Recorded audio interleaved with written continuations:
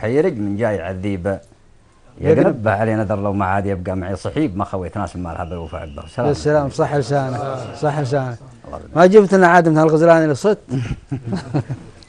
لا سيرتوا علي يم الجنوب ابشر بسعد كفو الشاعر سيف بن منيف الفهري مساك الله بالخير. مساء النور يا هلا حياك الله. الله يرضى عليك وسلم. يسعدنا حضورك في ديوان الشيخ ذيب بن مترك والحضور اللي معانا شرفونا في هذه الجلسة. الله يرضى عليك ويسلمك. ما ادري عاد المشاركة وش نوعها؟ المشاركة طال عمرك يوم توفى الملك الله يغفر له. الله يغفر له. وانا كنت في الكويت.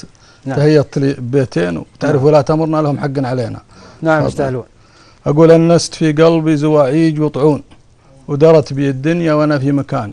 نعم. يوم الخبر ذاعوا عبر التلفزيون مات المليك ويالله المستعان راح الزعيم اللي له الحب مكنون عندي وعند الناس والعمر فاني. صحيح. أمر الولي ماشي وماضي ومسنون سبحانه يلا عسى مثواه خضر الجنان. آمين. العد ناضح والمخاليق يردون وكر الحرارة معربين المجاني أرث لنا سلمان والناس يدرون هيبة وقوة داخله قلب حاني ومقرن على الطالات والطيب مفتون يشهد على ما أقول قاسي وداني ومحمد اللي قدم النفس عربون يعمل بما أوتي بعزم وتفاني ولا يواجب والمشاعر لها شجون أنوب عن ربعي وكلك حطاني. سلامتكم. صح لسانك. الله يرحم الميت ويغفر له ويغفر لأموات المسلمين جميعا. طيب بعد المرثية وش تبي تسمعنا؟ سمعكم قصيدة شبه اجتماعية. نعم. أقول يلي تنوش العلم وتقفل الشيش خلي الخواطر طيبة وانت ماشي. أنا وأنت نلعب الغوج ونقيش فيما مضى والناس تشرب كراشي واليوم حاصل شيء من دون تفتيش خلي الروابع عال ولا بلاشي. نفسي عزيزة ما تحب البخاشيش وما تقبل الدين المؤجل وكاشي أحب ربعي ومركزي في أول الجيش لا أقبل عليهم هرج ولا نقاشي تبغى تغطي الشمس وشلون بتعيش من دون شمس ساطعة وانت عاشي. الصقر جارح ما يحب الخفافيش والذيب ما يسرح بجنب المواشي والرجل لا من جاوب كلمة وليش خير من اللي جاملك وانت ماشي ولا ترى بتسبح حبيس المطاريش بظلمة من دون نور الفلاشي والطيب الطيب ترى له تطانيش من راسه الطيب واللاش لاشي. صلاة ربي الأول الخلق وقريش اللي وصل نوره حتى نجاشي عليه الصلاة والسلام. سلامتكم صح العافية يا مال العافية تسلم. أبو زايد سم الله العدو. حنا دائما نستعرض في برنامجنا بعض الأبيات التي تداول بين المجتمع ولا يعرفون أصحابها فأحيانا عندما نعرضها للسادة المشاهدين يجينا عليها ردود على سبيل المثال مثل القصيدة اللي يقول ونتي ونت من الهجن من تلة في سموم القيض حفيت ومردوفة إلى آخر القصيدة. طبعا هذه القصيدة عرضناها في أحد الحلقات وجانا عليها استفسار وصراحة أنا آسف على تأخيري برد على الأخ اللي هو اسمه سعد الأمير ونمسي عليه من خلال هذا البرنامج وقالنا هذه القصيدة هي للشاعر محمد بن جدوع الرشيدي وهذا الهدف اللي نحب نوصل له لأن نعرف القصيدة ونعرف صاحبها لكن قصيدة هذا المساء أبى أسألك أنت عنها وأيضا السؤال موجه للجمهور المشاهدين. نعم. اللي يقول يا وجودي وجد من صبح وذوده لا يعوها الصبح طل زين الأيماني جايب من دونها إن كل مجهودها في سموم القيض رجلي وحفيان. نعم. أنتم عاد الشعار حطان تعرفونها أحد يعرفها منكم الحاضرين؟ والله ما عمرها مرت علي الأبيات هذه. نعم. ولكن ممكن الإخوان احنا مثل ما قلنا لك يا أبو زايد أن دائما نشير السادة المشاهدين. نعم. طبعا الشعراء اللي خلف الكاميرات ملايين. صدقت. نعم. صدقت. وأصحاب الخبرة والناس اللي عندهم المام بالتاريخ والتراث. صدقت. يعطيك العافية. احنا نبي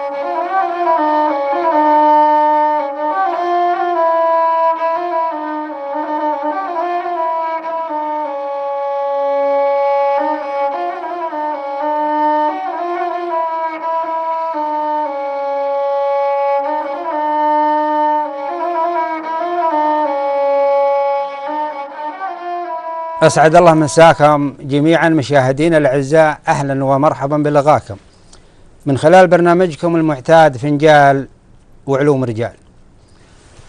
أعزائي المشاهدين، كما عودناكم في كل حلقة يكون لنا لقاء مع أحد رموز القبائل، وفي هذه الحلقة الليلة حنا في ضيافة قبيلة قحطان، وفي ديوان الشيخ ذيب ابن مترك ابن شفلوت رئيس مركز الجله الجنوبي. كما يشاركنا في هذه الأمسية مجموعة من الشعراء: الشاعر زيد ابن سعد ابن جليغم. كثروا الناس القبيلة اللي من أول والله أني أذكرهم على 50 وعلى 60، الحين بالآلاف. صحيح، بالآلاف. صحيح. أيوة، وهذا لله الحمد. نعم خير، ولا شكر، ونحمد الله على الأمن والأمان، ونحمد الله على نعمة الإسلام. بشك. حتى وكلامك على متمة في الماضي، لأن الشيء بالشيء يذكر. نعم. يعني في الماضي يوم الناس بعضهم يحتاج بعض، كان فيه طول الله عمرك والسامع حلف يقال له المحلف هذا يجمعنا مع أيام. المحلف هذا جاء على مثل مشكلة أو سبب أو حصلت مشكلة؟ يوم الناس يوم أقول لك بعضهم من أول يحتاج البعض، لكن الآن كل الغني لله الحمد. صحيح. بس اللي أنا أعرف أن عندما تحالف قبيلة مع قبيلة ثانية لازم تحالف ضد قبيلة ثانية أخرى. لا هذا التحالف هذا نعم. للحاجة والهدف، وما الهدف معين. نعم. إذا احتجتون أو احتجناكم فإحنا من دون القبائل الآخرين بس. أي نعم. يعني هذا كان مبدأ عندنا. نعم. يعني أي مشكلة تحصل على يام أو تحصل على قحطان. أي نعم، هذا بينهم الرابط هذا. الرابط. أي نعم، يقالهم صبيان المحلف، هذا في المحلف. إنهم وإلى الآن هم متمسكين فيه. العادات القبلية الماضية منها ما هو حسن وطيب، ومنها ما كان ما هو يعني على وصرفوا النظر عنه. صحيح. يعني بالنسبة للعادات والقبلية والله الحمد كلها طيبة، ولكن ما كان شافوا انه مناسب ثبت، وما كان شافوا انه غير مناسب فهم في غنى عنه.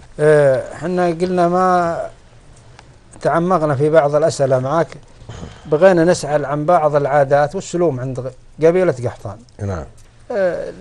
اسلوب الجار، اسلوب الدخيل، اسلوب يعني مثل قطعة الوجه، الخوي. حدثنا عن هذه بصفة يعني عامة. يعني والله هذه طول الله عمرك تحصل عند قحطان وعند غيرهم، ما في شك. ما بشك. لكن احنا نبي السلم اللي عند قحطان، لأن كل قبيلة لها سلم. ما في شك. كل قبيلة لها سلم. نعم. أما طول الله عمرك السلوم فالدخيل له سلم، والقصير له سلم. القصير غير خشير. القصير شريك في كل شيء. يا سلام. وصفته الحالة. لكن أما الدخيل فالدخيل احنا نسميه الجوير. واكثر هنا وبعض الدخيل هل يجيكم مثلا من قبيلة ثانية والله لازم يكون من القبيلة؟ حتى لو منه من قحطان، حتى لو انه من بعد من الأقارب بعد. نعم. من مثلا نقول عبيدة مثلا، بينهم روابط مثل ما بينهم وبين قحطان الآخرين، بينهم روابط عادات قبلية. في مثلا أن أحد من القبائل أنه اعتداله على واحد ثاني، أما ضربه ولا الله لا يقدر ذبحه، صارت جريمة قتل. المهم ولا شيء، والدنيا تبلع. نعم صحيح. حوادث تحصل. العادات القبلية اللي بينهم أنه يروح القبيلة ثانية ويدخل عليها جوير. اللي يسمونه جالي. لا هذا ما هو بجالي، هذا جوير. ويدخل عليها ويجورونه. والجيرة ما يبل الشخص اللي هو نصاه، الفخذ الشخص اللي هو نصي. الحين خلنا ابو مترك نتحدث عن القبيله اللي حصلت المشكله من شخص من القبيله، الحقوق اللي ترتب عليه القبيله طول الله عمرك. مثل قحطاني قتل قحطاني، يدخل على احد من القبائل ويتجور عنده ويقول يخرج من القبيله. لا من قحطان. الله يتجور عند احد من قحطان. ايوه. ويجورونه. السلم حدثني شلون يصير، يعني كم يقعد مده في الوجه؟ لو القتل سنه. وهذا يعتبر في وجه الفخذ كله. في وجه الفخذ كله. واحيانا سنة وشهرين، واحيانا بعد يقولون في الماضي انه سنة وشهرين جوير وسنة وشهرين قصير. نعم. واذا انتهت المدة، واذا انتهت المدة ان كان مصلحة وفصلحة ومصلحة ولا دخلها على قبيلة ثانية ما يقعد عند ما لا خلاص انتهى. هذا المدة انتهت. طيب واذا حصل قطعة وجه مثلا؟ والله تحصل، والله الحق اللي يترتب على قطعة الحق الوجه اللي يترتب عليه ان كانه ضارب، وفد القبيلة اللي هو دخل عندها يضربون واحد من القبيلة اللي اعتدى منهم احد، وان كان ذبحا مثل الشيء بالشيء. يذبح على اي شخص من القبيلة؟ والله انا حصلت. لا حول ولا قوة. نعم. انا ضربت هذا عادات. ولكن قلة الوجه عند قحطان محترم عند القبائل كلها. نعم انا اتكلم عنهم، والقبائل الاخرين من قحطان وكفو واكثر، ولكن الوجه يحترم ويحسب له حساب، وهذا مثل النظام الدولة اللي هي القانون. نعم. ولا حد يعتدي عليهم، ولا اعتدى عليه يتحمل ما جاء. ولا يقطع الوجه يدخل ولا ما حد يدخل؟ والله لا، ما حد يدخله. هذا يعطى نسميها 8 مجليات. المجليات لان يعني مو المهربات احد يسميها مهربات واحد يسميها المجليات. 8 ايام. نعم، لان جزله انه ما يجور، لانه قطع وجه ابن عمه الثاني اللي ما يستاهل. فهذا جزاه انه ما عاد احد يجوره ولا عاد احد يدخله. ولكن طيب الثمان الايام هذا من هو وجهه؟ الثمان الايام في وجه احد من القبائل اللي يدخل عليه يعطيه ماله عنده الا 8 ايام. نعم، ويطلعوا من القبيله ويعطيهم 8 ايام يقول تصرف راح، اما يدخل لك على حد ويخلصونك. ولكن انه اذا حصل مثل ذا الامور قاموا عراف القبيله ومشايخهم وساعين الخير وحاولوا يقربون وجهات النظر، ومنها اللي تنحل ومنها اللي والله ما تنحل. صحيح. نعم. العوارف ابو العوارف تذكرنا عوارف قحطان. فيه طول عمرك سامع مثل طبعا العوارف هذول ابو مترك ما هم شيوخ مثلا. لا ما هم قضاة، ما هم شيوخ. لا ما هم قضاة، لا والله منهم شيوخ، لا والله منهم شيوخ ومنهم ما هم شيوخ. اي نعم، اقول يعني ما هم قضاة علم يعني، ولا هم معتبرين. لا انا ما نحكي عن قضاة العلم، احنا نحكي عن شيوخ القبيلة، يعني ما هم من شيوخ الافخاذ. لا منهم اللي شيخ قبيلة ومنهم اللي حق يقال له رجال حكيم ورجال عنده ويتوارثونها بعد. وهذا راعي جاويد اهل خير، نعم ويسعون للصلح. نعم. ويقربون وجهات النظر. صحيح. والله معطين الناس منهم القناعة اذا منهم اختلفوا. نعم. ثم جاوا عندهم ثم كل شرح ما حصل منه وهم فرض اقتنعوا به، قالوا خلاص عند العارفة عند الحق جينا عنده وقال الكلام هذا خلاص كلهم يقولون مقتنعين، يقومون من علم، لا يمكن احد منهم ما يقتنع. طيب الحين لو في واحد قحطاني معله قبيله، نعم، من القبائل المجاورة سواء مع عتيبة مع مطير مع ظفير مع اي قبيله، نعم، وجاب له شخص قومان القحطان، لكن شيل الشخص هو واهله او هو يا جماعته، يعني كم بيت مثلا، وقالوا تعالوا انتم معاي القبيلة قحطان انت بوجهي، هل يمشي وجهه؟ والله ما يعني نقول قوماني. اي نعم. لكن الرجل هذا كان مع مثل بينه وبين الشخص هذا معرفة، او كان بينهم جماعتهم رجال. نعم. وقال طال عمرك انت روح معاي مثل ديرتكم هذا السنة محل. نعم. وديرة قحطان ربيع. نعم. انت روح معاي بوجهي من قحطان. هل وجهه يمشي؟ والله ما لا يمشي. وهذا في صفة الدخيل. نعم. إذا من مثلا من أحد القبائل الآخرين واجبرته الظروف، هو ومن معه، أما حديهم وقت، نعم، ولا حديهم حاجة، نعم، ولا حديهم شيء من أمور الدنيا اللي تحدى الناس، نعم، ودخل له على أحد من قحطان، هل يسمونه رفاق والله والله لا والله يسمونه خاوة. ورفق أو قصرة أو جيرة على كل مسمى، ولكن إنه إذا منه دخل عليه وشكى له ظروفه وزبنه، لا بالله يمشي وجهه، يرعى معهم ويشرب مشربهم ويرعى معهم ولا حد يعترض.